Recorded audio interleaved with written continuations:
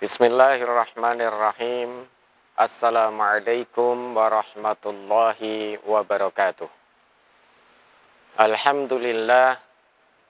Alhamdulillahil akbar alladzi la ilaha illahu alimul ghaibi wasyahadah huwar rahmanur rahim.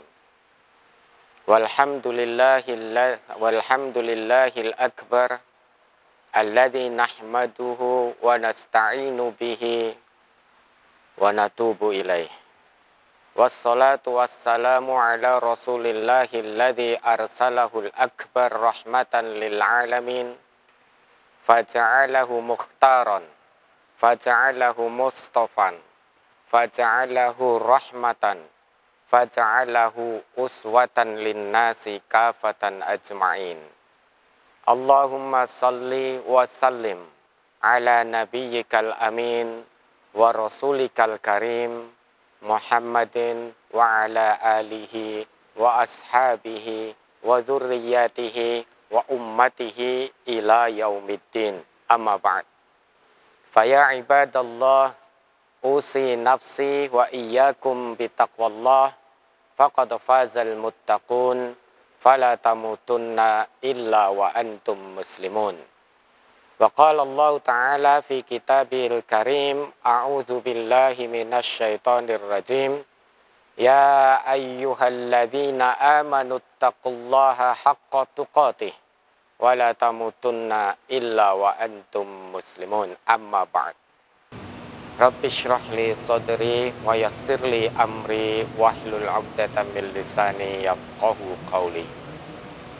Saudara-saudariku kaum muslimin dan juga seluruh keluarga besar SAR Majelis Tafsir MTA, Majelis Tafsir Al-Quran dan beserta keluarganya, mudah-mudahan dimanapun kita berada senantiasa mendapatkan perlindungan, naungan, rahmat dan ridha Allah Subhanahu wa Ta'ala. Alhamdulillah, puji syukur kehadirat Allah Subhanahu wa Ta'ala yang masih berkenan memberikan kita kesempatan untuk hidup dan beraktivitas sampai detik ini.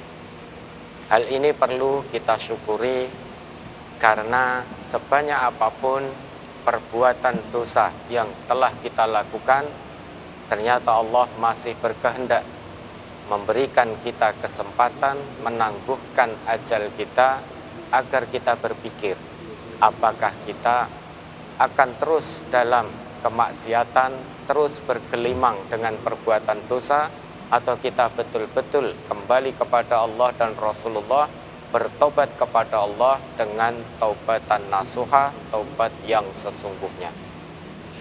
Baiklah Bapak, Saudara, Ibu, Saudari, kaum muslimin dan keluarga besar SAR MTA dimanapun berada, perlu kita pahami bersama dan kita hidup sebagai muslim di dunia ini.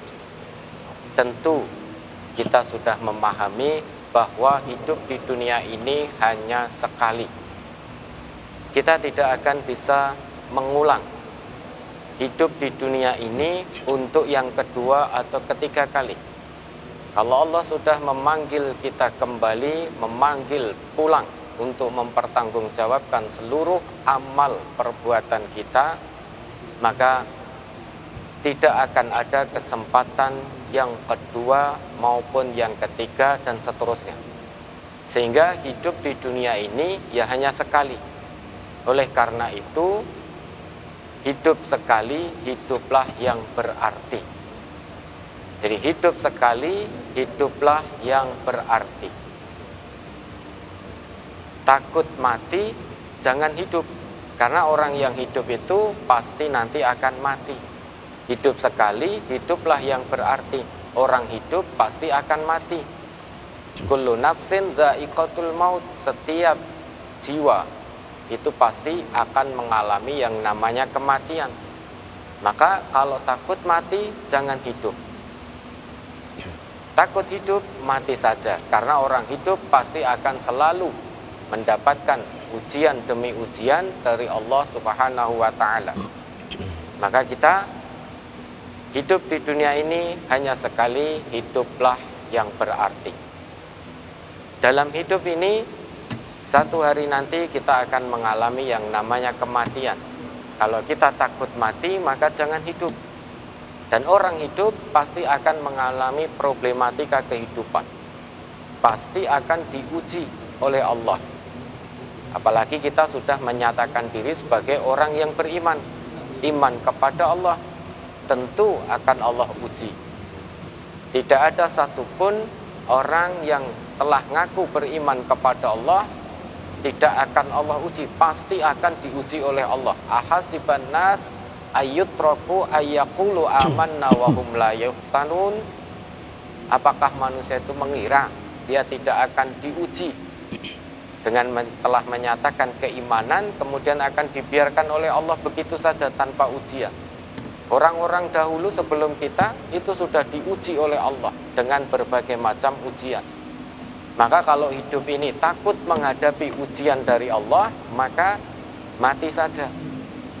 Oleh karena itu, saudara-saudariku, kaum muslimin dan keluarga besar SAR MTA dimanapun berada, agar hidup kita di dunia ini yang sekali ini betul-betul berarti, maka mari jangan sampai kita keluar dari misi kemanusiaan kita sejak pertama kali kita dicipta oleh Allah. Bukankah secara tegas dalam Quran surah Ad-Dariyat surah ke-51 ayat 56, insya Allah kita semua sudah hafal ayat ini, sudah sangat familiar di telinga kita. Allah dalam ayat tersebut sudah sangat tegas menjelaskan tentang misi atau tujuan dari penciptaan manusia. A'udzubillahi minasyaitonirrajim. Wa ma khalaqtul jinna wal insa illa liya'budun. Dan tidaklah aku ciptakan jin dan manusia illa kecuali liya'budun, agar mereka beribadah kepadaku, menyembah kepadaku. Kaum muslimin, perlu kita perhatikan dalam ayat ini. Di akhir ayat akan kita temukan ayat yang berbunyi liya'budun. Di situ ada huruf li. Li di situ dalam bahasa Arab maknanya itu lil ghoyah. Jadi li di situ fungsinya untuk ghoyah. Ghoyah itu artinya tujuan. Sehingga ayat ini bisa kita maknai bahwa tidaklah aku ciptakan jin dan manusia kecuali agar mereka menjadikan seluruh aktivitas hidupnya hanya untuk beribadah kepadaku. Ini sudah sangat tegas. Allah jelaskan di dalam ayat ini tujuan dari penciptaan jin dan manusia, termasuk kita. Maka kalau kita masih merasa sebagai manusia, jangan pernah keluar dari tujuan dari penciptaan kita ini.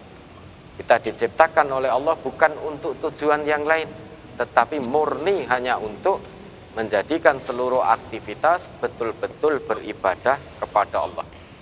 Dalam sebuah hadis qudsi, Allah juga berfirman, "Ya ibadi, khalaqtuka lil ibadah fala tal'ab." Hei hambaku, aku ciptakan kamu itu untuk beribadah, untuk menyembahku, maka fala tal'ab, jangan kamu bermain-main. Maka mari kami mengajak diri kami pribadi dan juga seluruh kaum muslimin maupun keluarga besar SAR yang kebetulan mengikuti kajian ini, mari kita betul-betul jadikan aktivitas hidup kita ini murni hanya mengharap ridho Allah, bukan mengharap ridho yang lain, tetapi betul-betul kita peruntukkan hidup kita ini untuk Allah, untuk menggapai keridhaan Allah, untuk menggapai kecintaan Allah. Oleh karenanya, tatkala Allah perintahkan, Allah tetapkan, Allah gariskan bahwa tujuan dari penciptaan manusia itu hanya untuk beribadah, lantas Allah utus setiap umat itu seorang rasul. Allah utus setiap umat itu seorang rasul. Supaya apa? Dengan mengikuti Rasulullah maka kita akan tahu tata cara beribadah kepada Allah yang benar. Sehingga kita tahu betul-betul tujuan hidup ini untuk ibadah, tetapi ibadah bukan manut karpe dewi kita. Tidak sesuka hati kita, tetapi betul-betul mengikuti Rasulullah, mengikuti ajaran yang dibawa oleh Rasulullah. Maka setiap umat oleh Allah diutus seorang Rasul. Maka kewajiban umat tersebut, kata Allah dalam Quran surah An-Nisa surah keempat ayat 64, wa ma arsalna mir rasulin illa liyuta'a biidznillah. Dan tidaklah aku utus seorang rasul kecuali untuk ditaati atas izin Allah. Maka kalau kita ingin mengetahui bagaimana tata cara beribadah yang benar, tentu harus mengikuti Rasul, mengikuti, mentaati apa yang dibawa oleh Rasulullah. Itu sebagaimana yang Allah tegaskan tadi di dalam Quran surah An-Nisa surah keempat ayat ke-64.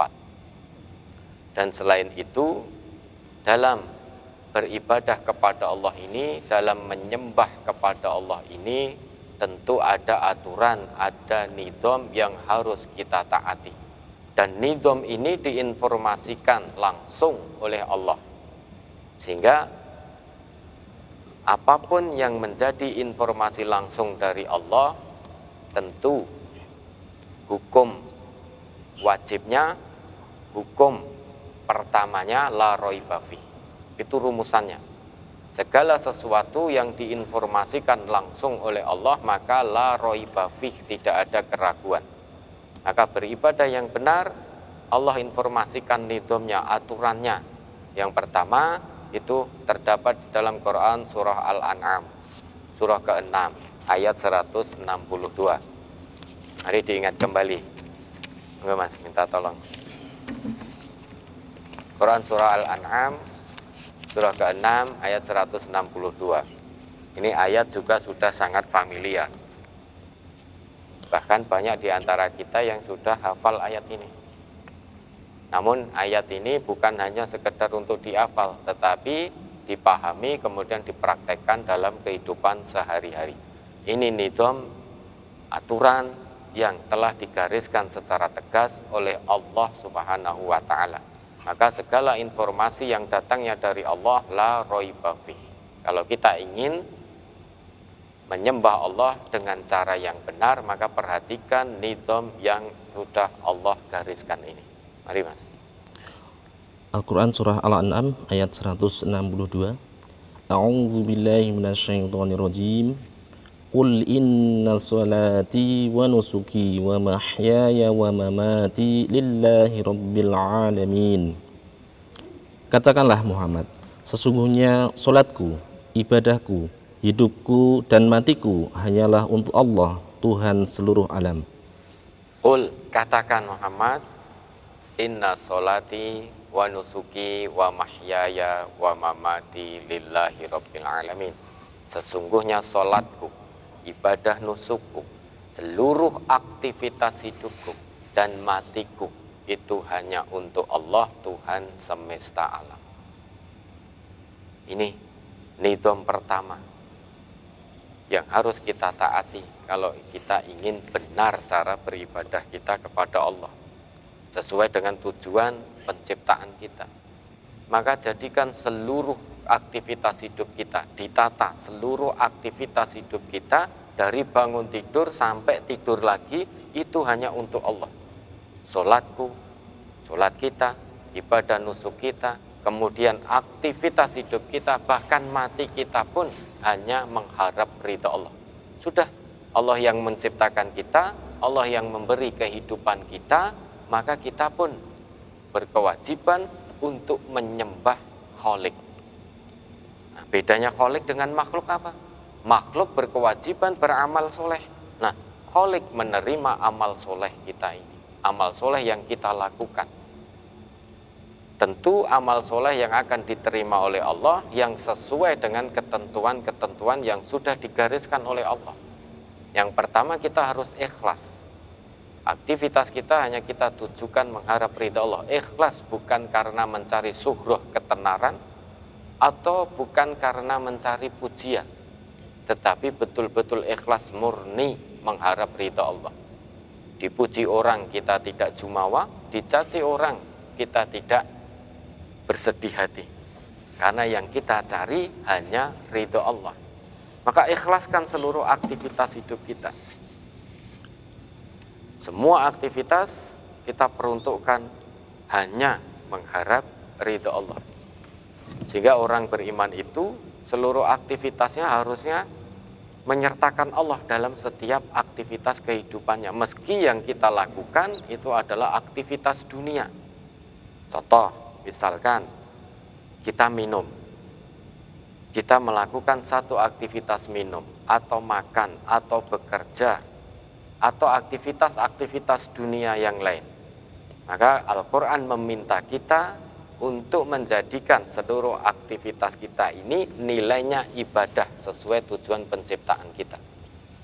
Kalau kita minum, andai kata ada dua orang Islam, dua Muslim sama-sama melakukan aktivitas minum, yang satu minum tanpa menyertakan Allah, tanpa meniatkan aktivitas minumnya itu untuk mengharap ridha Allah, dia hanya sekedar minum, maka dia hanya akan sekedar hilang dahaganya, tidak akan mendapatkan apapun kecuali hanya sebatas hilang dahaganya. Karena manfaat dari minum itu, fungsi dari minum adalah menghilangkan dahaga. Tetapi orang Islam tidak hanya sekedar menghilangkan dahaga. Allah minta aktivitas kita apapun itu harus bernilai ibadah. Maka minum yang kita lakukan pun bagaimana itu bisa bernilai ibadah? Maka Nabi memberikan solusinya. Kullu amrin dibalin la yubda'u fihi bi bismillahirrahmanirrahim fahuwa abtar. Setiap perkara baik yang tidak diawali atau dimulai dengan mengucap asma Allah bismillahirrahmanirrahim fahuwa abtar, maka perbuatannya itu meski baik dia akan terputus, tidak akan sampai kepada Allah. Maka yang dia dapat hanya ujroh saja. Ujroh itu adalah upah dunia. Ujroh itu upah dunia. Maka panjenengan yang pernah pergi berhaji umroh ke Timur Tengah sana, maka kalau panjenengan perhatikan di sana itu yang namanya taksi, mesti atasnya tertulis sayyarah ujroh, itu upah. Maka tatkala panjenengan menggunakan jasa taksi itu, kewajiban panjenengan membayar upahnya, itu namanya ujroh. Sama, kalau kita beraktivitas, kita minum itu tidak diniatkan ibadah murni untuk Allah, maka kita hanya sebatas mendapatkan ujroh, yaitu upah dunia. Upah dunianya apa? Hilang dahaga kita. Tetapi abtar, terputus, tidak akan sampai kepada Allah, dan kita tidak akan mendapatkan ajrun. Ajrun itu pahala. Pahala dunia akhirat namanya ajrun. Dahaga hilang, dapat pahala dari Allah. Itu namanya ajrun. Falahum ajrun ghairu mamnun. Maka kita sebagai orang yang beriman jangan berpuas diri hanya sebatas mendapatkan ujroh upah dunia saja. Rugi kita.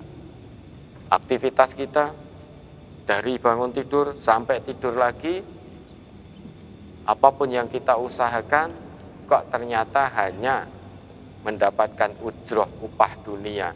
Makan ya hanya hilang lapar kita, minum hilang dahaga kita, kita kerja banting tulang setiap hari, kita kerja bahkan saking cintanya orang pada dunia, dia melupakan akhirat, kerja terus dari pagi sampai pagi, itu pun dia hanya akan mendapatkan upah. Dan upah yang dia dapatkan pun hari ini dapat, besok sudah habis, atau minggu depan sudah habis, cari lagi, terus akan begitu, tidak ada keberkahan. Karena yang didapat hanya ujroh, upah dunia, sudah. Itu tidak ada keberkahan, tidak akan sampai kepada Allah. Maka kita orang yang beriman, kita orang muslim, aktivitas hidup kita, apapun aktivitas hidup kita, entah itu aktivitas makan, minum, bekerja, kemudian kuliah, sekolah, dan lain sebagainya, kita peruntukkan hanya mengharap ridha Allah. Maka kita akan mendapatkan ajrun, bukan hanya sebatas ujroh. Ajrun itu adalah upah dunia dan akhirat. Dunianya kita dapat, akhirat. Yang namanya ajrun itu adalah pahala. Itu bahasa Al-Quran, ajrun. Bahasa Al-Quran. Maka kita diminta oleh Allah untuk berusaha mencapai ajrun, bukan hanya sebatas ujroh. Nah, untuk bisa mendapatkan ajrun itu, maka harus ikuti ketetapan yang telah digariskan oleh Allah. Salah satunya tadi di Quran surah Al-An'am ayat ke-162. Yang kedua, nidom yang kedua, aturan yang kedua, itu dapat kita temukan dalam Quran surah Ali Imran ayat 31. Ayat ini juga sudah sangat familiar di telinga kita. Namun tidak ada salahnya dan penting untuk kita ulang kembali ayat ini. Karena yang namanya ayat-ayat Allah, kalamullah itu tidak akan pernah bosan diulang-ulang. Orang yang beriman itu tidak akan pernah bosan mengulang ayat-ayat Allah. Karena ayat Allah itu Al-Qur'anu hablullahil matin. Quran itu adalah tali Allah yang sangat kuat. La yang kusu ajaibuhu wa iyakhlaf ala kasratir rad. Keajaiban-keajaiban Al-Quran tidak akan pernah berkurang meski selalu diulang-ulang keterangannya. Maka penting, mari mas diingat kembali itu Quran surah Al-Imran, surah ketiga ayat ke-31. Ini nidom kedua, supaya amal soleh kita itu diterima oleh Allah. Setidaknya ada dua syarat amal seseorang itu diterima oleh Allah. Yang pertama, ikhlas karena Allah. Yang kedua, ittiba'u Rasulillah sallallahu alaihi wasallam, mengikuti Rasulullah sallallahu alaihi wasallam. Ayo Mas dibaca. Minasyaitonirrajim.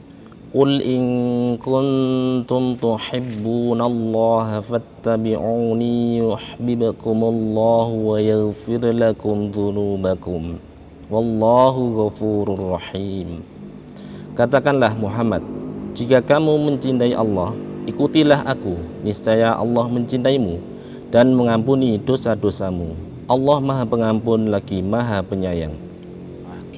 Qul, katakan Muhammad, in kuntum tuhibbunallah, jika kamu betul-betul mengaku mencintai Allah, fattabi'uni, syaratnya ikuti aku, yaitu ikuti Rasulullah. Kalau kita ngaku betul-betul cinta kepada Allah, nanti ingin dekat dengan Allah, mendapatkan surganya Allah, maka ada syaratnya tanpa pikir panjang, fattabi'uni. Qul in kuntum tuhibbunallah fattabi'uni. Di situ ada huruf fa, fattabi'uni. Fa itu harfun bila hudud, yaitu huruf tanpa jeda waktu. Maka kalau betul-betul kita ngaku mencintai Allah, sudah tidak usah pikir panjang lagi, tidak usah dipikir-pikir lagi. Langsung saja, fattabi'uni, ikuti Rasulullah sallallahu alaihi wasallam. Kalau kita mengikuti Rasulullah, hasilnya apa? Apa yang dijanjikan oleh Allah? Yuhibbukumullah. Allah akan mencintai kamu. Syaratnya itu tadi.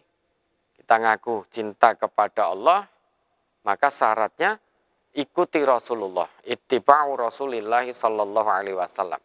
Kalau kita mengikuti Rasulullah, maka hasilnya yuhibbukumullah, Allah akan mencintai kamu. Kalau seorang hamba sudah mendapatkan kecintaan dari Allah, hasilnya luar biasa, yaghfir lakum dzunubakum. Allah akan senantiasa mengampuni dosa-dosamu. Wallahu ghafurur rahim, dan Allah Maha Pengampun lagi Maha Penyayang. Maka ini dua syarat diterima amal soleh kita. Tadi konsep utamanya kita diciptakan untuk ibadah. Ini konsep utamanya. Aktivitas kita namanya amal soleh. Lah amal soleh inilah yang akan mengantarkan kita menjadi hamba-hamba yang bertakwa di sisi Allah Subhanahu wa ta'ala. Namun perlu diketahui Bapak Ibu kaum muslimin, bahwa beribadah kepada Allah ini sesuai dengan tujuan penciptaan kita, itu tidak hanya sebatas ibadah ritual saja, seperti sholat, puasa, dan lain sebagainya. Ibadah yang dimaksudkan itu selain ritual juga sosial. Ini Al-Quran yang berbicara. Kalau sholat itu hubungan langsung kita dengan Allah. Muamalah kita dengan Allah. Puasa itu muamalah kita dengan Allah. Namun orang Islam tidak hanya diminta untuk menjadi orang soleh saja. Tetapi orang Islam, orang yang beriman, dia juga wajib menjadi orang yang muslih. Bukan hanya soleh saja. Selain wajib menjadi soleh, dia juga harus menjadi muslih. Maka bentuk dua ibadah ini, baik yang ritual maupun sosial, harus berjalan seimbang. Dan hanya orang yang bertakwa saja yang bisa menyeimbangkan dua bentuk ibadah yang digariskan oleh Allah ini. Kalau kita ingin mengetahui ibadah yang secara ritual, Quran surah Al-Baqarah itu di awal-awal surah ayat kedua dan ketiga itu. Ayat kedua dan ketiga. Dzalikal kitabu la raiba fihi hudal lil muttaqin. Quran itu petunjuk bagi orang yang bertakwa. Quran itu tidak perlu diragukan lagi isinya. Dia merupakan petunjuk bagi orang yang bertakwa. Siapa orang yang bertakwa? Ayat ketiganya memberi jawaban. Alladzina yu'minuna bil ghaibi. Yaitu orang-orang yang iman dengan hal-hal yang gaib. Kalau kita mengimani hal-hal yang gaib, kita percaya, yakin dengan hal-hal yang gaib, itu namanya iman. Tapi kalau kita yakin dengan hal-hal yang tampak, itu namanya ilmu. Maka di situ alladzina yu'minuna bil ghaibi. Allah itu, kita tidak bisa melihat Allah secara kasat mata. Namun bukan berarti kita tidak bisa melihat terus kemudian kita tidak mau menyembah Allah. Allah itu gaib, maha gaib. Kewajiban kita mengimani. Sekalipun Allah tidak tampak oleh mata kita, kita tidak bisa secara langsung melihat Allah dengan mata telanjang kita. Namun kita wajib untuk mengimani sepenuh hati. Maka hal pertama yang dicirikan oleh Allah bagi orang yang bertakwa dalam ayat itu adalah orang yang beriman kepada hal-hal yang gaib. Hal yang gaib itu tidak perlu dipikirkan, tidak perlu dicari, hanya wajib untuk kita imani. Maka setelah kita iman kepada Allah, meski tidak tampak oleh mata kita, maka turunlah perintah. Bayuqimunas shalah. Orang yang bertakwa yang dicirikan oleh Allah di ayat itu adalah orang yang senantiasa mendirikan sholat. Sholatnya bukan hanya sebatas ritual formalitas saja, ketundukan fisiknya saja. Diawali dari takbiratul ihram, diakhiri dengan salam saja, bukan.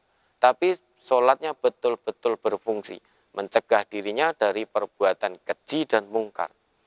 Maka kalau kita melihat ayat tersebut, itu merupakan bentuk ibadah ritual, yaitu muamalah kita secara langsung dengan Allah.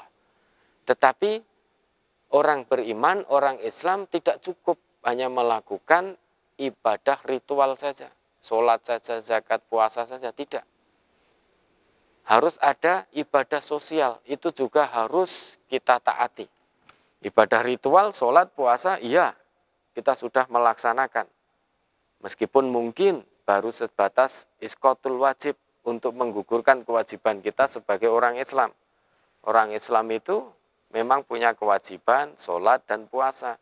Tetapi di balik sholat dan puasa itu ada fungsinya yang bisa mendekatkan diri kita kepada Allah Subhanahu wa Ta'ala. Maka fungsinya harus dijalankan. Fungsinya harus dipraktekkan dalam kehidupan sehari-hari. Namun selain itu, selain ibadah-ibadah yang sifatnya muamalah dengan Allah secara langsung, kita juga diwajibkan untuk bermuamalah secara sosial. Maka yang ritual dan sosial ini harus berjalan seimbang. Tidak bisa orang hubungannya dengan Allah baik, tetapi hubungannya dengan yang lain tidak baik. Itu tidak bisa. Atau sebaliknya, hubungan dengan manusia baik, tetapi hubungan dengan Allah buruk. Itu juga tidak bisa. Orang yang bertakwa itu adalah orang yang menyeimbangkan ibadah hubungan muamalah langsung dengan Allah dan muamalah dengan manusia secara sosial. Bisa kita lihat ibadah sosial itu ada di Quran surah Ali Imran surah ketiga ayat 133 ayat 134. Wasari'u ila maghfiratin mir rabbikum wa jannatin 'arduhas samawati wal ard. Dan bersegeralah kalian. Bersegeralah kalian menuju ampunan Tuhanmu. Wasari'u ila maghfiratin mir rabbikum wa jannatin 'arduhas samawati wal ard. Dan bersegeralah pula menuju surganya Allah yang telah Allah sediakan. Surga seluas langit dan bumi. Dan tempat ini khusus Allah sediakan untuk orang-orang yang bertakwa. Wa'iddat lil muttaqin. Selain yang bertakwa tidak boleh. Tidak Allah izinkan untuk memasuki surganya Allah. Dan orang yang bertakwa itulah orang yang senantiasa bersegera menuju ampunan Rabb-nya. Artinya seluruh aktivitasnya dia bersegera. Dia niatkan hanya mengharap ridha Allah. Nah, orang yang sudah mendapatkan ampunan dari Allah, maka dia berhak untuk memasuki surganya Allah.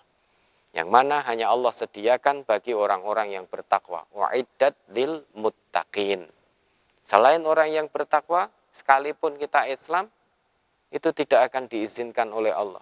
Karena orang yang berhak masuk surganya Allah, menurut ayat ini hanya orang-orang yang bertakwa. Siapa orang yang bertakwa? Ternyata ayat 134-nya memberikan jawaban. Bukan orang yang melakukan ibadah secara ritual, tetapi ibadah yang disebutkan oleh Allah di ayat itu, ibadah yang sifatnya sosial. Alladzina yunfiquna fis-sarra'i wad-dharra. Yaitu orang yang gemar menginfakkan hartanya, baik di saat longgar ataupun di saat sempit. Dalam kondisi apapun dia selalu menginfakkan harta bendanya.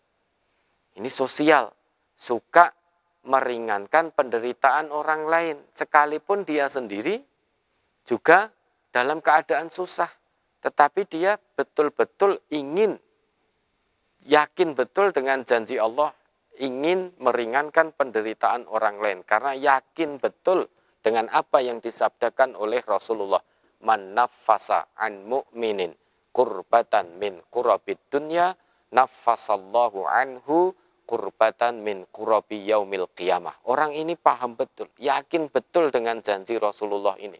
Barang siapa yang meringankan penderitaan seorang mukmin, meringankan penderitaan dunia seorang mukmin, maka Allah akan ringankan penderitaannya nanti di akhirat. Artinya dilepaskan kesusahan-kesusahannya di hari kiamah nanti. Orang yang gemar, yang suka menolong orang lain, melepaskan, meringankan kesusahan dunia seorang mukmin, maka janji Allah melalui nabinya, Allah akan lepaskan orang tersebut dari penderitaan-penderitaan akhiratnya. Allah akan lepaskan. Ini yakin betul, meski dalam keadaan sulit pun dia selalu menyisihkan sedikit harta bendanya untuk diinfakkan fi sabilillah. Alladzina yunfiquna fis sarra'i wad dharra wal kadhiminal ghaidha wal 'afina 'anil nas. Ini sosial. Orang yang bertakwa dalam ayat itu Allah cirikan. Yang kedua, dia menahan amarah. Marah apa? Tidak boleh. Boleh kita manusia, tetapi ada aturannya. Kalau kita ngaku sebagai orang Islam, ngaku orang yang beriman, kita marah harus bisa menahan amarah kita. Jangan dilampiaskan. Jangan dilampiaskan. Karena kita itu diciptakan Allah sebagai manusia. Manusia di dalam surat Ad-Dzariyah ayat 56 tadi disebut oleh Allah dengan al-insu. Wa ma khalaqtul jinna wal insa. Al-insu itu punya dua makna. Yang pertama tampak, yang kedua lembut. Manusia itu tampak, maka tidak pernah ada ceritanya kita temukan seorang ibu melahirkan bayi dengan digendong, ditimang-timang, tapi bayinya tidak tampak. Enggak ada. Manusia itu punya sifat al-insu, itu artinya yang pertama tampak, terlihat. Maka kalau ada manusia yang sembunyi-sembunyi, ada pintu depan tapi lewat jendela dan lain sebagainya, sembunyi-sembunyi, ketemu saudaranya melengos, tidak mau ketemu saudaranya, mesti orang itu bermasalah. Pasti punya masalah, karena sifat manusia yang pertama itu al-insu itu adalah tampak, terlihat. Maka manusia yang tidak bermasalah, pasti dia akan dengan santai, dengan tenang hati. Ketemu siapapun dia akan tenang, karena dia sedang tidak punya masalah. Yang kedua, makna al-insu itu adalah lembut. Maka menjadi aneh kalau ada manusia yang tidak memiliki sifat lemah lembut. Dia marah dilampiaskan. Apapun tidak bisa menahan amarahnya, emosional. Suka menyalahkan orang lain. Kemudian kalau ada orang lain yang berbuat salah kepadanya, dia tidak mau memaafkan. Padahal kita memaafkan kesalahan orang itu tidak ada ruginya. Sebelum orang itu meminta maaf, kita maafkan, itu tidak ada ruginya. Maka kalau kita maafkan kesalahan orang lain, orang yang berbuat salah kepada kita, sebelum dia minta maaf, kita maafkan, maka permasalahan kita dengan fulan akan diselesaikan oleh Allah. Maka kita menjadi tenang. Namun fulan sebelum meminta maaf kepada kita, sampai dia meninggal dunia, maka permasalahannya akan dibawa sampai kepada Allah. Sampai kepada Allah ini karena hubungan muamalah, hubungan sosial, bukan hubungan secara langsung dengan Allah. Kalau kita secara langsung dengan Allah, istighfar, mohon ampun kepada Allah. Tetapi kalau hubungan secara sosial, maka selama fulan itu atau kita berbuat salah dengan orang lain, kita tidak minta maaf kepada orang tersebut yang sudah kita salahi, sampai kita mati meninggalkan dunia ini, maka kita akan membawa permasalahan ini kepada Allah nanti. Kita akan dimintai pertanggungan jawab oleh Allah. Maka belum selesai, Allah tidak akan ampuni karena kita belum selesai menyelesaikan masalah kita. Kita sudah nyalah-nyalahkan orang lain, menyakiti orang lain, kita tidak minta maaf sampai kita meninggal. Maka di hadapan Allah pun kita akan dimintai pertanggungan jawab. Karena yang namanya orang yang bertakwa itu harus seimbang antara ibadah ritual, muamalah ma'allah, atau ibadah sosial. Itu harus seimbang. Nah, karena itu, dalam rangka untuk mewujudkan dua ibadah ini, baik yang ritual maupun sosial, maka masing-masing manusia itu diberi batas waktu oleh Allah yang namanya ajal. Manusia itu semuanya diberi batas waktu oleh Allah yang namanya ajal. Ajal itu bukan umur, tapi batas waktu. Beda, ajal dengan umur itu beda. Ajal itu adalah batas waktu. Batas waktu itu namanya ajal. Maka dalam Quran surah Al-A'raf, surah ke-7 ayat 34 itu Allah tegaskan, walikulli ummatin ajal. Dan setiap umat itu ada batas waktunya. Ada batas waktunya. Fa idza jaa ajaluhum la yastakhiruna sa'atan wa la yastaqdimun.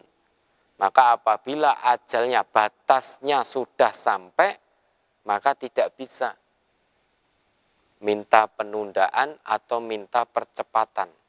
Yang namanya ajal kita diberi oleh Allah. Semua manusia diberi ajal, batas waktu. Kalau sudah selesai waktu kita, ya sudah, kita akan pulang kepada Allah dengan membawa apa yang telah kita lakukan, kita perbuat selama di dunia ini. Nah, maka mari kita sebagai orang yang beriman, kita isi batas waktu kita ini dengan baik. Semua manusia diberikan. Kalau bisa digambarkan, yang namanya ajal, mohon maaf untuk menulis biar mempermudah. Ini, misalkan sini, dari sini ke sini. Ini namanya ajal. Dari sejak awal kita ditiupkan ruh, yaitu di usia 4 bulan dalam kandungan, berdasarkan hadis Nabi dari Abdullah ibnu Mas'ud itu, sampai kita tinggalkan dunia yang fana ini namanya ajal. Ini namanya ajal. Jadi rentang waktu. Ini rentang waktu. Dari sejak ditiupkan ruh sampai kita tinggalkan dunia yang fana ini namanya ajal. Lah, orang beriman wajib untuk mengisi rentang waktu yang telah Allah berikan ini, batas yang telah Allah berikan ini, lah, dengan sebaik-baiknya, semuanya untuk tujuan ibadah. Maka rumus atau cara kita mengisi rentang waktu yang telah Allah berikan ini, itu namanya umur al-umru. Itu namanya umur al-umru. Umur ini bukan umur usia, bukan. Umur ini berasal dari kata amiro ya'muru. Itu bukan usia. Umur itu dalam bahasa Arab, makna asalnya segala hal yang mendatangkan manfaat dan keberkahan. Itu disebut umur. Maka dari kata al-umru itu muncul kata ya'mur. Sebagaimana yang Allah firmankan itu dalam Quran surah At-Taubah surah ke-9 ayat 18. Mari diulang kembali, Mas. Quran surah At-Taubah surah ke-9 ayat ke-18.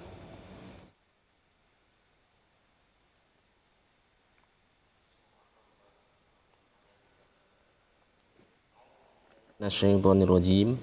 Ma kana lil musyrikin an ya'muru masajidallahi syahidina ala anfusihim bil kufr. Ulaika habitat a'maluhum. Ayat ke-18, Mas. Ya. Innama ya'muru At-Taubah, Mas. Oh iya, 18. Quran surah ke-9. Innama ya'muru masajidallahi man amana billahi wal yawmil akhir wa aqamas salata wa ataz zakata wa lam yakhsha illallah fa'asa ulaika an yakunu minal muhtadin. Sesungguhnya yang memakmurkan masjid Allah hanyalah orang-orang yang beriman kepada Allah dan hari kemudian, serta tetap melaksanakan sholat, menunaikan zakat, dan tidak takut kepada apapun kecuali kepada Allah. Maka mudah-mudahan mereka termasuk orang-orang yang mendapat petunjuk. Nah, innama ya'muru masajidallah. Nah, dari kata al-umru ini muncul kata ya'mur. Ya'mur itu bukan umur. Memakmurkan itu bukan hanya sekedar rame. Kalau rame di pasar pun rame.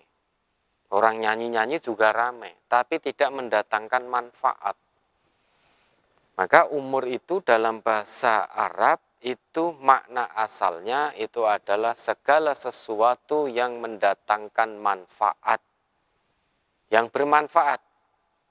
Yang tidak ada manfaatnya, maka kewajiban orang muslim meninggalkan hal-hal aktivitas yang tidak ada manfaatnya.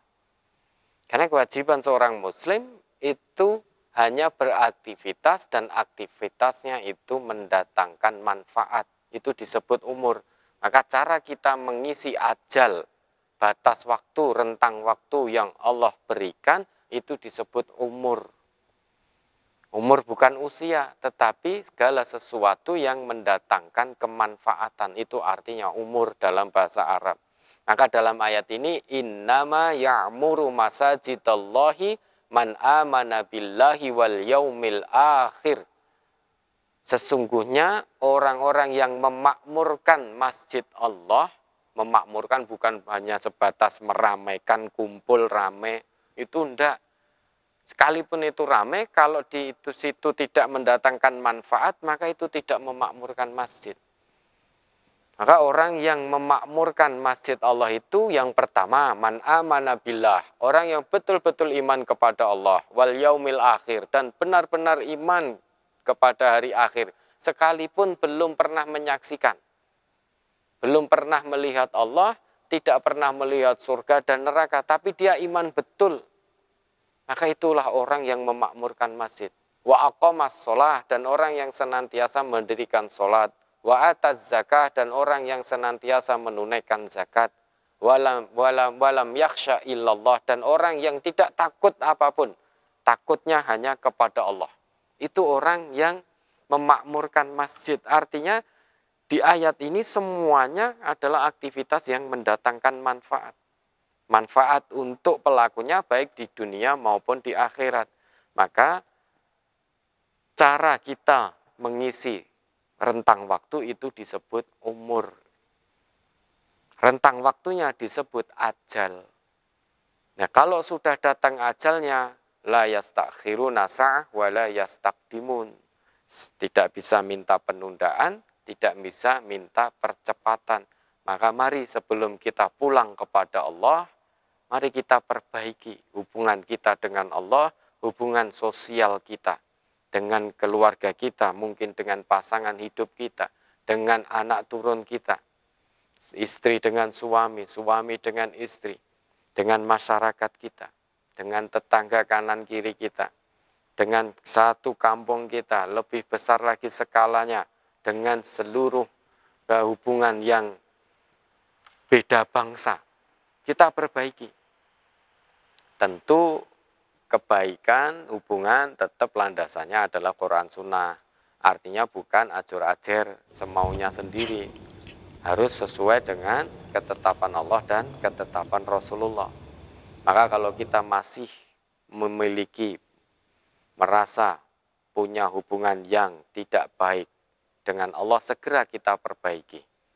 Kalau kita masih merasa punya hubungan dengan manusia, dengan saudara kita itu tidak baik, segera kita perbagus hubungan kita. Sehingga ritual kita maupun sosial kita betul-betul berjalan seimbang.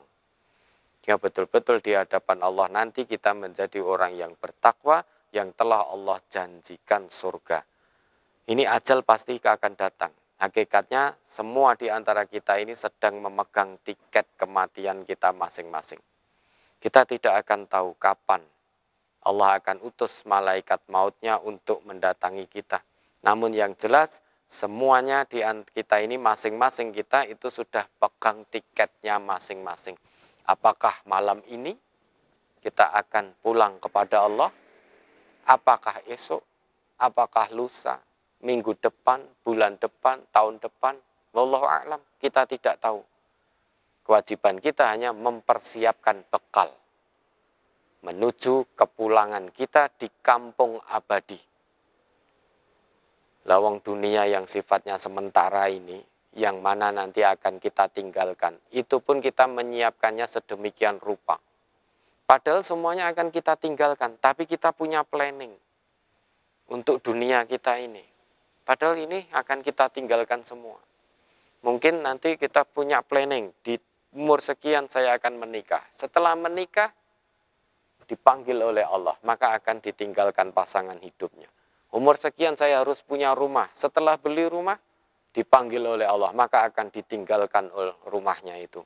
Setelah punya rumah, ingin punya mobil. Umur sekian saya harus punya mobil. Setelah bisa beli mobil, dipanggil oleh Allah, maka mobilnya akan ditinggalkan. Apapun itu pun kita planning. Planning sedemikian rupa. Kita berusaha sekuat tenaga untuk mewujudkan cita-cita dunia kita. Cita-cita yang sifatnya semu dan sementara saja kita mati-matian untuk mewujudkannya. Masa cita-cita yang abadi, kebahagiaan yang abadi justru kita malah ongkang-ongkang kaki. Sekedar kalau pas ingat saja. Usahanya tidak maksimal. Sehingga terbalik. Padahal dunia ini sifatnya sementara. Dunia ini menipu. Seluruh kemegahan dunia ini menipu. Kita orang beriman yakin akan itu. Semuanya akan kita tinggalkan. Hanya satu nanti yang akan menemani kita sampai kepada Allah. Menemani kita sampai kepada Allah. Di hadapan Allah hanya satu. Yatba'ul mayyit salasah. Orang mayit itu dia akan diikuti oleh 3 hal. Yang 2 kembali, yang 1 terus akan menemani. Kemana sampai kepada Allah. Hanya 1 saja. Yatba'uhu ahluhu. Keluarganya akan menemaninya, mengantarkan ke liang kubur, ke peristirahatan terakhir. Kemudian Selain hartanya, selain keluarganya, hartanya juga akan menemaninya. Mobilnya dipakai untuk mengantar ke kuburan dan lain sebagainya. Kemudian yang ketiga, yang akan menemani mayit itu adalah amalnya. Adapun harta dan keluarga setelah kita ditanam di dalam tanah, semuanya akan dibawa balik. Keluarga akan kembali ke rumah. Mobil yang digunakan untuk mengantar kita akan dibawa pulang oleh keluarga kita menuju rumah. Sehingga betul-betul kita seorang diri ditanam di dalam tanah seorang diri. Hanya satu yang menemani kita, yaitu amal perbuatan kita. Itu nanti akan setia menemani kita sampai di hadapan Allah nanti. Kalau amal yang kita bawa, yang menemani kita itu adalah amal buruk, amal toleh, bukan amal soleh, maka kesengsaraan demi kesengsaraan akan kita dapatkan. Na'udzubillah. Tapi kalau amal yang menemani kita itu adalah amal soleh, maka janji Allah, uiddat lil muttaqin, kita akan dimasukkan ke dalam surganya Allah. Luar biasa. Di dalam surganya Allah, yang mana Allah perintahkan kepada seluruh malaikatnya nanti untuk memberikan sambutan kepada kita dengan ucapan salamun alaikum bima sabartum. Selamat, kesejahteraan atas kalian karena kesabaran yang telah kalian lakukan. Jadi menegakkan kebenaran di dunia ini, mengamalkan kebenaran di dunia ini butuh kesabaran. Kita hidup di dunia ini tidak bisa lepas dari ujian Allah. Kita hidup di dunia ini tidak bisa lepas dari ujian Allah. Dengan kata lain, orang hidup itu harus siap menerima ujian dari Allah. Jadi hidup sama dengan ujian, ujian sama dengan sabar. Orang hidup mau tidak mau, ikhlas atau tidak ikhlas, apalagi dia sebagai orang yang beriman, dia hidup di dunia ini, dia akan selalu menerima ujian dari Allah.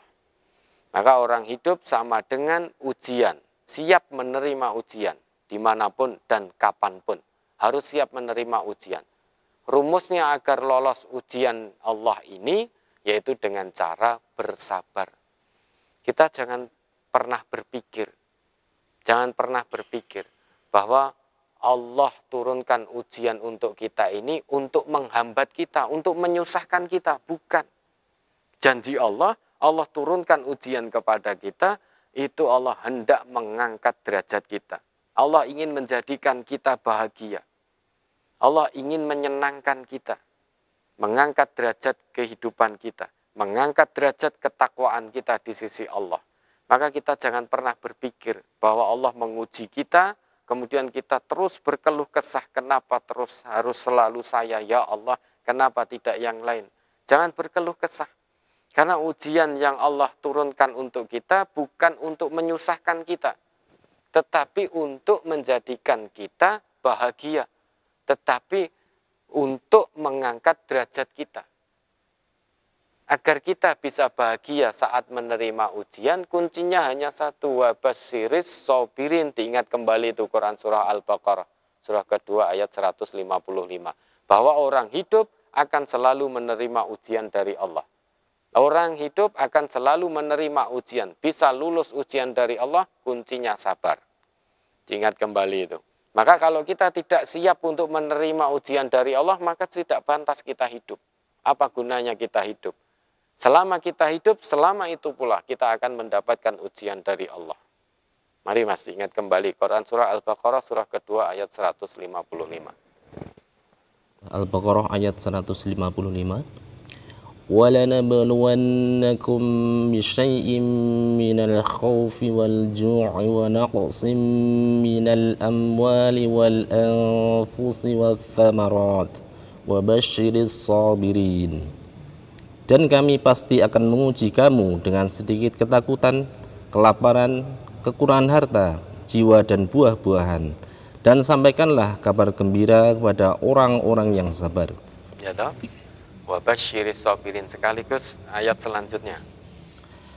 Alladzina idza asabatuhum musibah qalu inna lillahi wa inna ilaihi raji'un, yaitu orang-orang yang apabila ditimpa musibah mereka berkata, inna lillahi wa inna ilaihi raji'un, sesungguhnya kami milik Allah dan kepadanya lah kami kembali. Nah, ini Allah menjanjikan, wala nabluwannakum bisyai'im minal khaufi wal ju'i wa naqsim minal amwali wal anfusi was samarat wa basyiris sabirin. Dan sungguh kami akan uji kamu. Jadi selama kita hidup, siap tidak siap, kita pasti akan menerima ujian dari Allah. Apa bentuk ujiannya? Allah akan uji kita dengan sedikit ketakutan, sedikit kekhawatiran, untuk menguji eksistensi kita. Apakah kita masih betul-betul berada di jalur tujuan penciptaan kita, atau kita sudah keluar? Maka Allah akan uji. Walanabluwannakum bisyai'im minal khaufi wal ju', sedikit kelaparan. Wa naqsim minal amwal, sedikit kekurangan harta benda, sedikit kekurangan harta benda. Wa naqsim minal amwali wal anfus, sedikit kekurangan jiwa. Mungkin pasangan hidup kita, anak kita, keluarga kita dipanggil oleh Allah terlebih dahulu, itu merupakan ujian bagi kita. Wa naqsim minal amwali wal anfusi was samarat, dan sedikit kekurangan buah-buahan. Buah-buahan di situ jangan hanya sebatas diartikan letterlek buah itu, bukan. Buah di situ maknanya luas, bisa buah letterlek secara buah, atau bisa juga buah dari hasil usaha kita. Kita bekerja pagi, siang, malam, ternyata setelah mendapatkan hasilnya dicuri orang, dikorupsi orang. Maka kita akan uji, semuanya itu adalah bentuk ujian. Tetapi ingat, di akhir ayat itu Allah tutup wa basyiris sabirin, dan sampaikanlah kabar gembira bagi orang-orang yang bersabar. Jadi orang yang bersabar, orang yang bertakwa betul kepada Allah, dia tidak akan pernah berkeluh kesah ketika ditimpa ujian, ditimpa musibah. Justru dia akan merasa bahagia. Orang yang bertakwa betul kepada Allah, dia ditimpa musibah, dia akan berbahagia. Kalau rumus dunianya, orang ditimpa musibah pasti akan bersedih, tetapi tidak berlaku rumus itu untuk Allah. Karena rumus akhiratnya, orang yang diuji atau ditimpa musibah, rumus akhiratnya dia akan bahagia. Karena dengan bersabar itulah yang akan mengantarkan dirinya masuk ke surganya Allah. Dia tidak akan berkeluh kesah.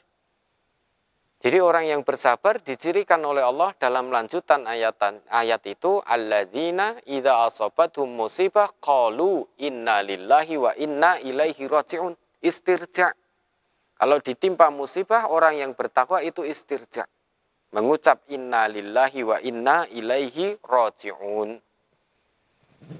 Innalillah, sesungguhnya kami ini kepunyaan Allah, milik Allah. Wa inna ilaihi raji'un, dan sesungguhnya kita ini nanti akan kembali kepada Allah. Orang yang bertakwa, dia ditimpa musibah, dia justru malah berbahagia. Karena yakin betul. Dengan ujian ini, dia yakin Allah angkat derajatnya. Allah akan angkat derajatnya. Maka dia berbahagia. Wa basyiris sabirin, sampaikan kabar gembira. Maka dia akan bergembira dengan musibah yang menimpanya. Kalau rumus dunianya secara manusiawi memang ditimpa musibah pasti akan bersedih. Tetapi itu tidak berlaku bagi orang yang iman betul kepada Allah, bertakwa betul kepada Allah. Dia ditimpa musibah, maka dia akan berbahagia dengan cara bersabar. Karena sabar itu yang akan mengantarkan dirinya masuk ke surganya Allah. Kalau di sisi Allah sabar nggak ada batasnya. Tapi kalau manusia seringkali mengatakan sabar itu ada batasnya. Padahal kata Allah sabar nggak ada batasnya. Kalau sabar itu ada batasnya, maka Allah nggak akan perintahkan kita untuk minta tolong kepada Allah dengan yang namanya sabar. Allah nggak akan perintahkan itu.